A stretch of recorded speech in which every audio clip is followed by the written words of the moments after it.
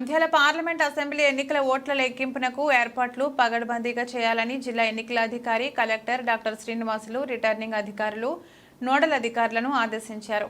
నంద్యాల కలెక్టరేట్లోని తన ఛాంబర్లో joint collector T Rahul Kumar రెడ్డితో కలిసి ఓట్ల లెక్కింపు ప్రక్రియపై గురువారం ఆయన సమావేశం నిర్వహించారు. ఈ సందర్భంగా మాట్లాడుతూ జూన్ 4న ఆర్జీఎం శాంతిరామ్ ఇంజనీరింగ్ కళాశాలలో ఓట్ల లెక్కింపు నిర్వహించనున్నట్లు తెలిపారు.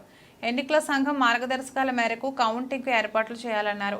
పార్లమెంటు, అసెంబ్లీ నియోజకవర్గాలకు సంబంధించి ప్రతి కౌంటింగ్ టేబుల్ వద్ద సూపర్వైజర్, సహాయ సూపర్వైజర్, సూక్ష్మ పరిశీలకులు ఉండాలన్నారు.